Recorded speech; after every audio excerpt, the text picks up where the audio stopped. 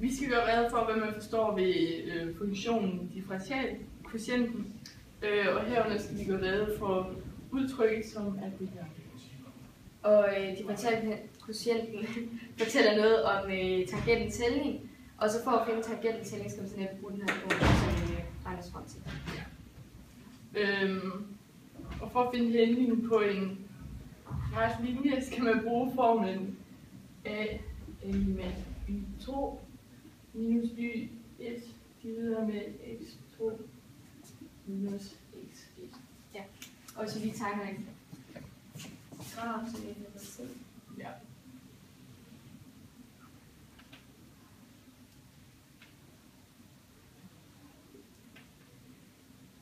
Så kan man bare lige vælge et givet punkt, hvor tangenten skal ligge. Men vi kan jo så ikke finde den med et punkt, så man skal vælge et nyt punkt, hvor man så kan indtegne en sekant. Jo.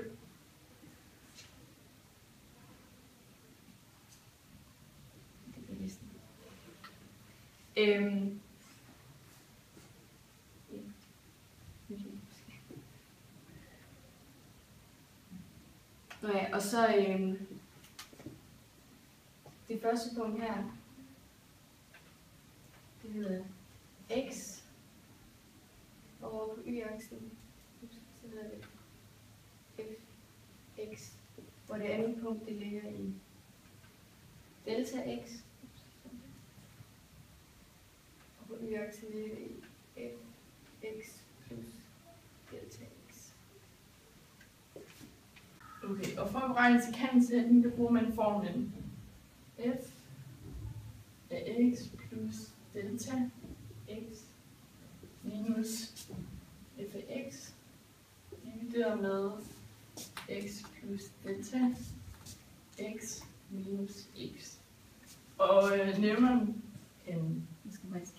kan den kan reduceres, fordi at man fjerner plus x og minus x, så det kommer til at stå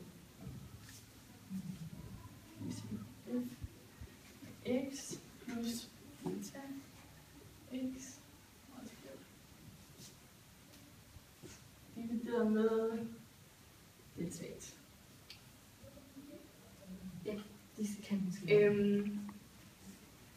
Og så ved at finde, altså så for at finde tangentens hældning, skal man så ved delta x gå mod 0, fordi det er afstand mellem x.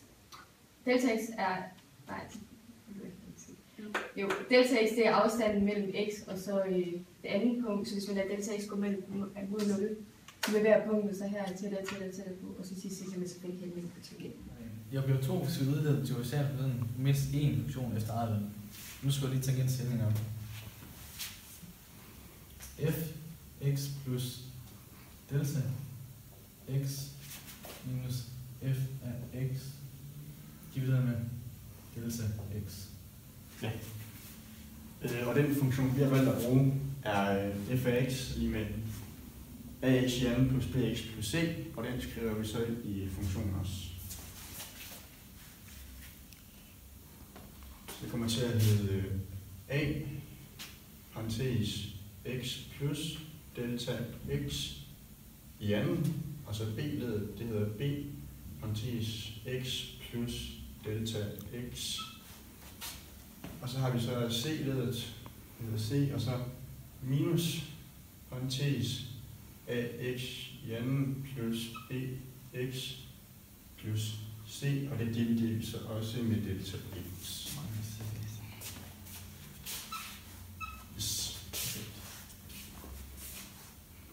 Og efter det, så bruger vi den første kvadrat sætning. Og ja, der hedder det også det samme her.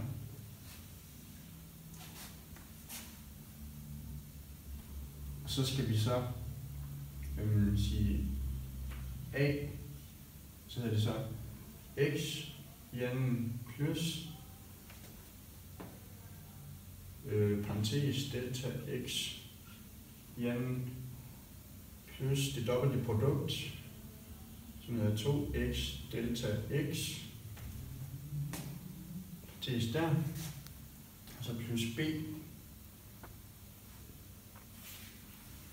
Så hedder den parentes x plus delta x plus c. Og så hedder den så minus ax i anden plus bx plus c. Og det divideres vi også med delta x.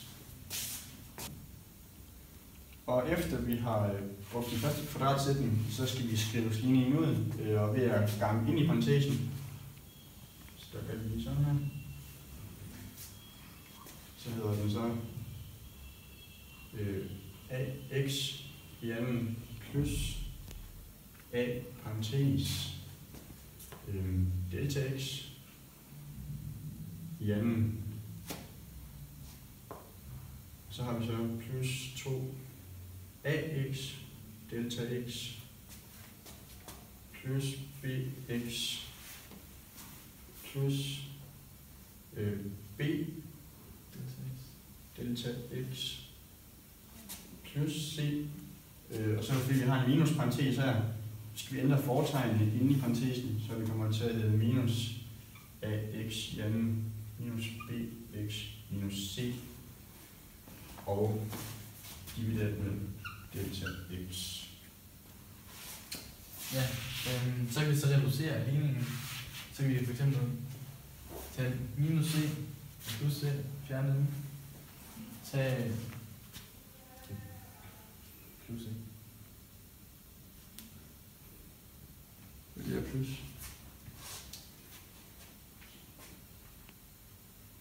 Ja, så kan vi tage plus bx og minus bx. Og så minus ax i anden og plus ax i anden. Så vil det så komme til at stå. Så kan vi så reducere, og så bliver det så a delta x i anden plus 2a delta x plus b delta x divideret med delta x. Så kort, så fjerner vi delta x her, her og okay. Ja, så fjerner vi, så bliver det til a delta x plus 2a x plus b.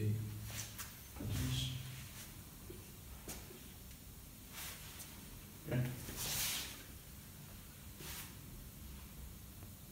Så lader vi så delta x gå mod 0. Og det vil så give os en funktion, der hedder f af x er lige med 2 ax plus b. Ja. Og 3, den går ud på, at vi skal udligne ligningen for en tangent for grafen for en differentiabel funktion. Og vores funktion, den hedder f af x er lige med x i anden plus 3. Og så skriver vi så ligningen op for tangentens ligning. Den hedder så f mærke af x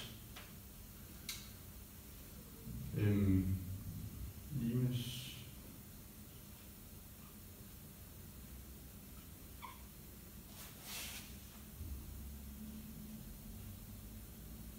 x plus delta x minus f af x divideret med delta x. Og efter det, så skriver vi så ligningen ind, eller vores funktion ind i ligningen, så det kommer til at se sådan her ud.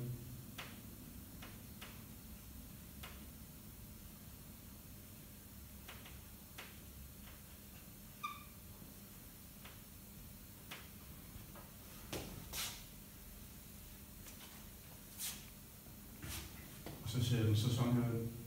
X, parentes x plus delta x i anden, fordi det hedder x i anden,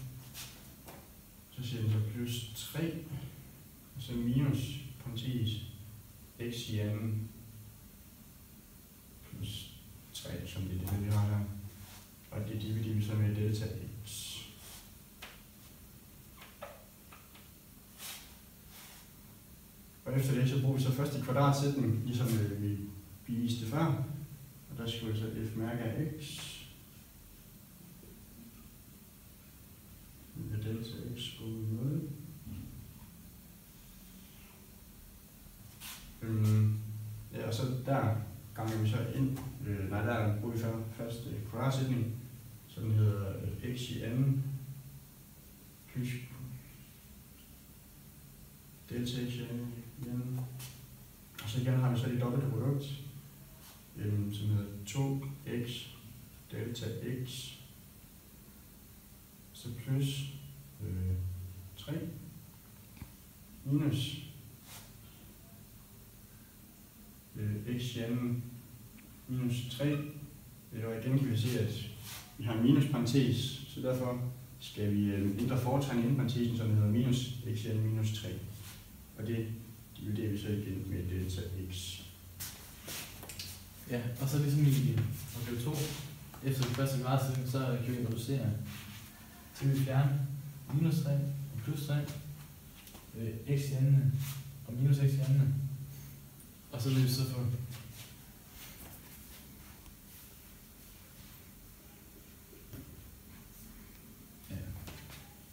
f mærke x med minus delta x og med 0. Så får vi så delta x gange delta x plus 2 af delta x divideret med delta x. 2x delta x. 2x delta x. Så kan vi så forkorte bøjlen, eller ikke bøjlen, funktionen.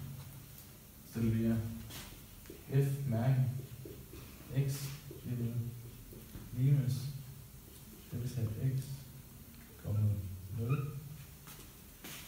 Så bliver det, så kan vi så fjerne delta x her, her og her. Så bliver det delta x plus 2x. Og til sidst så kan vi gå og lade delta x gå med 0. Og så vil vi så få f mærke x lige med 2x. Og det betyder så tangenshældning af 2x.